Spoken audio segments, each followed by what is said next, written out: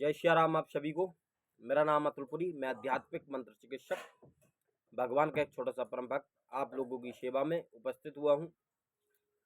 और आजकल मैं ये देख रहा हूं सोशल मीडिया पर एक बहुत तेजी से एक वीडियो वायरल हो रही है। एक बच्चा है जिसका नाम है अभिनव। मैं ये देख रहा हूं अभिनव नाम का जो बच्चा है उसे हमारे जो देश के बहुत बड़े गुरु हैं जिनका नाम श्री राम भद्राचार्य जी महाराज उनका नाम है, उन्होंने उसे यह कहकर डांट दिया कि वो उद्दंड बालक है। मैं आजकल देख रहा हूं लोगों को, हमारे जो गुरु हैं राम भद्राचार्य जी महाराज, उन्हें नेत्रों से दिखाई नहीं देता है। हालांकि वो बाहर की परत नहीं देख पाते लेकिन अंदर की परत वो बहुत खूबी से देख पाते हैं और लोगों को समझ पाते हैं, लोगों को जान पाते हैं। यह हमारे पता नहीं समाज में कैसी अज्ञानता लोगों के अंदर आ गई है कि रियल और नाटक को पहचानने में बिल्कुल भी उनके अंदर देखने की सामर्थ्य नहीं रही। वो नाटक को और असली भक्ति को पहचान ही नहीं पाते। कुछ लोग अपने बच्चों को रुपए कमाने के लिए वीडियो बनवाते हैं इस प्रकार से कि पता नहीं कितनी वो भक्ति करते हैं, कितना वो भक्ति मार्ग में हैं, कितने वो धैर्यवान हैं, कितने वो सामर्थ्य हैं, और वीडियो डालते हैं और बहुत सारे उन्हें शोज मिलते हैं, पॉडकास्ट वगैरह, और वहां पर उनका मान सम्मान होता है। मैं किसी को नीचा नहीं दिखाना चाहता, ना मैं किसी के बारे में गलत बोलना चाहता हूं। मैं बस यही कहना चाहता हूं आप लोगों से, जो भी साधक हैं वह असली लोगों को देखकर ही भक्ति करें। आजकल पॉडकास्टों पर नए नए साधक जो साधक हैं बहुत सारे, कोई बोलता है कि मैं शमशान में गया, वहाँ मैंने कपाल में चावल पकाए और मैंने नर का भक्षण करा, यानी कि मृत्यु होने के बाद में जो शरीर बचता है उसका भक्षण उन्होंने करा। आप मुझे एक बात बताइए, कोई भी तांत्रिक, कोई भी साधक, कोई भी भगत मानव शरीर का भक्षण नहीं करता है। अगर मानव शरीर का भक्षण कोई करता है तो वह अघोरी करते हैं, जो कि संसारिक मोह माया से बहुत दूर रहते हैं। जो आपने देखा होगा वो सांसारिक जो चीजें हैं उनसे बहुत दूर रहते हैं।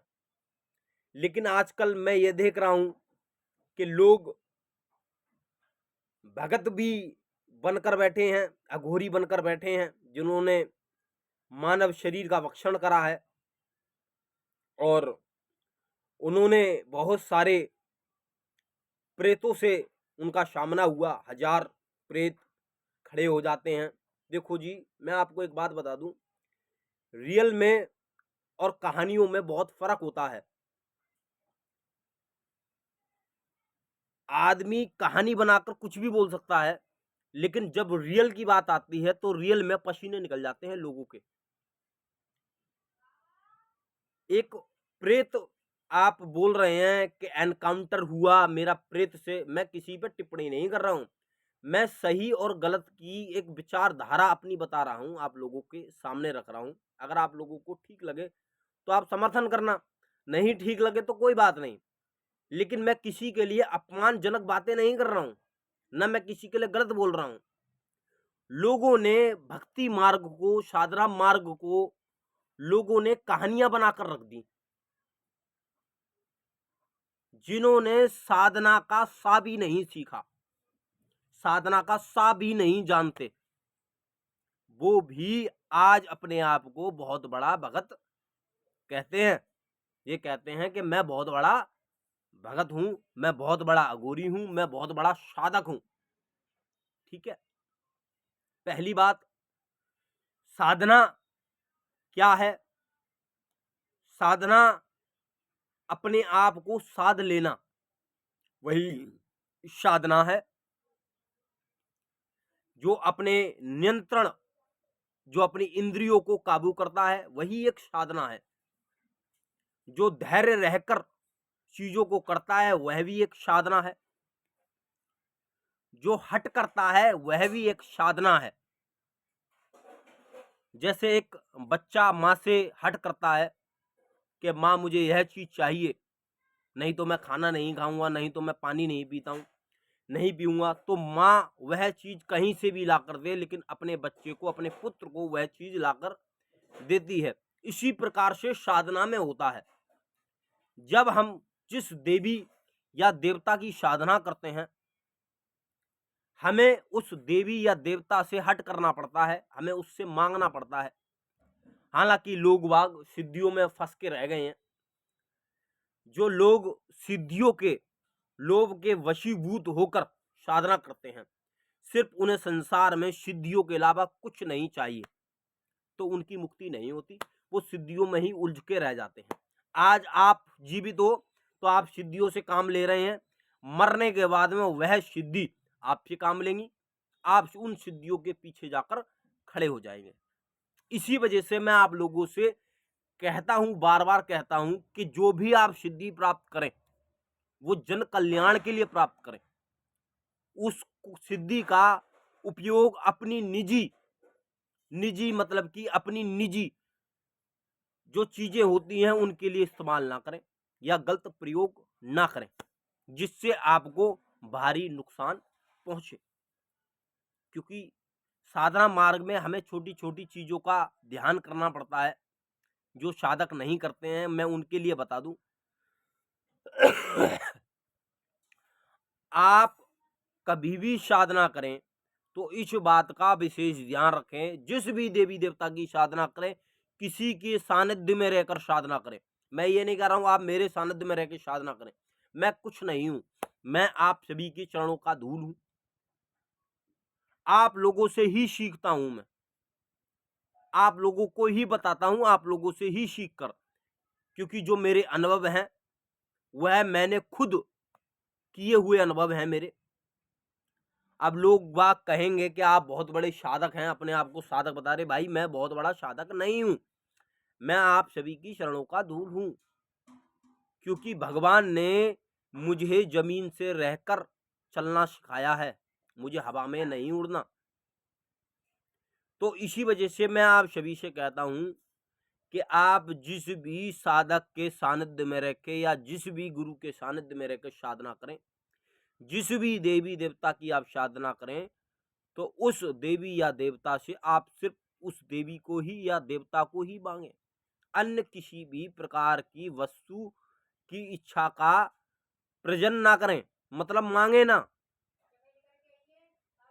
आप अगर उस साधना काल में आप उस देवी या देवता से कोई विशेष सिद्धि मांगते हैं, तो वह आपकी साधना खंडित होने का प्रयास हो सकता है, या प्रयत्न हो सकता है।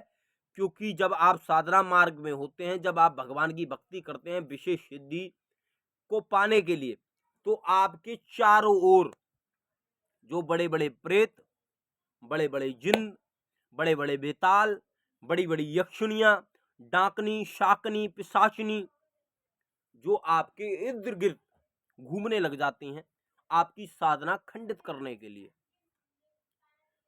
और जब आप भगवान से सिर्फ भगवान को ही मांगते हैं, तो आपकी साधना खंडित नहीं होती। जब आप साधना कर रहे हैं, भगवान की भक्ति कर रहे हैं, जिस जगह पर आप बैठ के भक्ति कर रहे हैं, तो दूर 10 कोस पर अगर कोई प्रेत बैठा हुआ है, तो उसको संकेत हो जाता है कि वहां बैठकर वह साधक भगवान की भक्ति के लिए साधना कर रहा है। तो वो भी आपके पास में अगर बैठेगा, तो वो आपको हानि नहीं पहुंचाएगा। क्योंकि प्रेत भी चाहता है कि मेरी उद्धारी हो और मेरी उद्धारी हो। आप देव दर्शन से दो कार्य करते हैं। एक तो आपके आसपास में रहने वाले प्रेतों की उद्धारी हो जाती है, क्योंकि प्रेत को पहले से ही पता होता है कि भगवान कहाँ दर्शन देने वाले हैं। तो उस प्रतीक्षा में वह प्रेत वहां बैठा रहता है कि भगवान इस व्यक्ति को दर्शन देंगे, इसके माध्यम से मेरी भी उद्धारी हो जाएगी।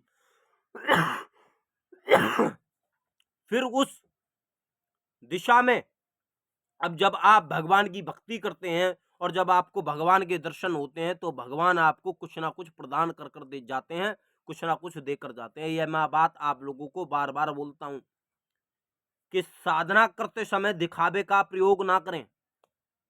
मैंने बहुत सा देखा है, लोग बाग साधक हैं, भगत हैं, 4 दिन हुई साधना करते हुए, कंठ में माला पहन ली, भगवा कपड़ा पहन लिया, वस्त्र सफेद पहन लिए, दाढ़ी बड़ी बड़ी कर लिए, बाल बड़े बड़े कर लिए। प्रभु, आप इन सब चीजों का दिखावा ना करें। मैं आप लोगों के समक्ष हूं, मैं नॉर्मल कपड़े पहनता हूं, दाढ़ी जो है मैं वैसी ही दाढ़ी रखता हूं, मेरे बाल ऐसे ही रहते हैं। मैं किसी भी प्रकार का दिखावा नहीं करता। मैं चाहता नहीं हूं कि मैं आप सभी के सामने दिखावा मात्र करूं या दिखावा करूं, क्योंकि आपकी जो मन है, अगर आपका मन हमारे प्रति है और हम आपके सामने दिखावा करते हैं और उस बात का पता आपको चलता है, आज नहीं चलेगा, 10 साल बाद चलेगा, 5 साल बाद चलेगा, 1 साल बाद चलेगा या 10 दिन बाद चलेगा, लेकिन झूठ हमेशा पकड़ा जाता है। आप मेरी बात को समझना, झूठ हमेशा पकड़ा जाएगा। आप ये ना सोचें कि झूठ बिल्कुल नहीं पकड़ा जाएगा, झूठ हमेशा पकड़ा जाएगा। जब आपको पता चलेगा तो आपके मन को ठेस पहुंचेगी कि मैं अतुल जी पर विश्वास करता था, अतुल भैया पे विश्वास करता था, उन्होंने मेरे साथ में यह विश्वासघात करा। उसका दोष मुझे लगेगा, आप लोगों को नहीं लगेगा, क्योंकि आपने तो दृढ़ निश्चय किया था कि मैं बिल्कुल सही हूं और आपको पता चले कि मैं बिल्कुल गलत हूं। जैसा मैं दिखा रहा हूं आप लोगों के सामने, मैं वैसा बिल्कुल नहीं हूं, तो आप लोगों के मन को ठेस पहुंचेगी। तो मैं ये कतई नहीं चाहता कि आप लोगों के मन को ठेस पहुंचे। मैंने साधना करी है, मैंने भगवान के दर्शन भी किए हैं, मैंने बहुत सारी चीजें देखी अपने जीवन में। मैं फिर कभी आपको अनुभव अपने बताऊंगा कि मेरे जीवन के अनुभव क्या रहे। मैंने अपने जीवन काल में क्या क्या अनुभव करे। अगर मैं अनुभव डालने पर आ गया तो आप लोग सकित, मतलब कि चौकन्ने हो जाएंगे कि ऐसे भी अनुभव होते हैं जीवन काल में, लेकिन वो भक्ति से ही होते हैं, नाम जप से ही होते हैं, साधना से ही होते हैं। अगर आप पाखंड करने लग जाएं, दिखावा करने लग जाएं, आपने एक माला फेरी और पूरे दिन आप फूले नहीं जमा रहे, अरे मैं तो बहुत बड़ा भगत हूं, मैं बहुत बड़ा दिखावे का प्रयोग नहीं होता इसमें। साधना का मतलब होता है अपने आप में धैर्य रहना, साध लेना। जब आप साधना मार्ग में होते हैं, जब आप नाम जप करते हैं, नाम जप से सबसे पहली क्रिया होती है कि आपके काम की इच्छा को समापन कर देना। व्रत से भी यही होता है। व्रत से ही भी, व्रत जब आप रखते हैं, महीने में 4 व्रत आप रखते हैं, तो धीरे धीरे आपकी काम की इच्छा समापन होने लग जाती है, इच्छाएं आपकी मरने लग जाती हैं। आप इच्छाओं को मारो अपने। मैं ये नहीं कह रहा हूं कि आप बिल्कुल अपनी इच्छाओं को मार दो, लेकिन धैर्य से और संयम से आप किसी भी चीज को करेंगे, वो आपके लिए फलदायक होगी। तो मैं आप सभी से यही कहना चाहता हूं कि जो भी मेरा साधक है, जो भी मेरी वीडियो देखता है, जो भी मेरे से जुड़ा हुआ है, मैं सिर्फ उससे यही बात कहूंगा, जो सिर्फ मेरे से जुड़ा हुआ है, मैं उसके लिए बोल रहा हूँ। या जो नहीं जुड़ा है, जो अन्य गुरुओं से जुड़ा हुआ है, अन्य साधकों से जुड़ा हुआ है, मैं उनसे सिर्फ यही कहूंगा कि आप लोग दिखावे का प्रयास ना करें। आप भक्ति करते हैं, भक्ति करें, धैर्य रह के करें। और आपने सुना भी होगा कि हमें 3 चीजें छुपा के करनी चाहिए: भक्ति, भोजन और एक चीज और है, मैं भूल गया हूं।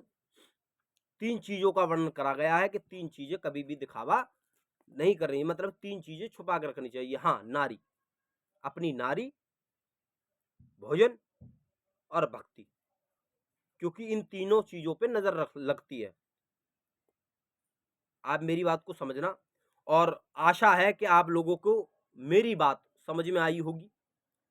और मेरी बहुत दिन से तबीयत खराब थी, आज भी मेरी तबीयत खराब है, लेकिन मैं बहुत दिन से देख रहा हूँ एक वीडियो बहुत ज़्यादा वायरल हो रही है, इस वजह से मैंने सोचा कि आप लोगों के लिए एक वीडियो बना दी जाए। दिखावे का बिल्कुल प्रयोग ना करें, भगवान की भक्ति करें, धैर्य रह के करें। जो भी व्यक्ति, जो भी साधक जिस मंत्र का जाप कर रहा है, वह मंत्र का जाप आप डेली लगातार करते रहें। आसन पर रह के उपांशु जप करें और चलते फिरते मानसिक जप करें। मानसिक जप से आपके चलते समय, जब आप किसी अच्छी जगह जा रहे हैं या बुरी जगह जा रहे हैं, वहां पर जाने से आपको दोष नहीं लगेगा मानसिक जप से। इस वजह से आप लोग मानसिक जप करें। जब आप जिस भगवान की भक्ति करेंगे, उस भगवान का तेज आपके चेहरे पर दिखाई देगा। आपको पता चलेगा, आपका चेहरा कोई भी देखेगा तो आपको उस व्यक्ति को पहले ही पता चल जाएगा, ये व्यक्ति इस देवता की सेवा करता है। ऐसा अपने अंदर एक तत्व इकट्ठा करें देवता का, जो आपको दिखावा मात्र की जरूरत ना पड़े।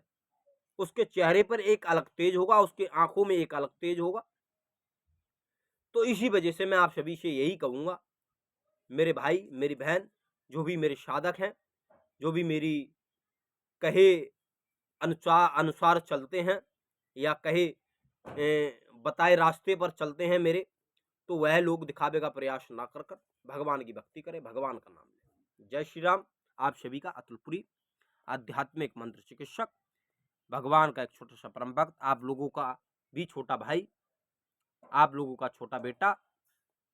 और आप लोग दिखावे का प्रयास ना करें, यह मैं बार बार आपको बोल रहा हूँ, इस वजह से बोल रहा हूँ। दिखावे का प्रयास करेंगे तो आपकी साधना भी खंडित होगी, आपके नाम जप में विघ्न पैदा होगा। जय श्री राम, जय महाकाल।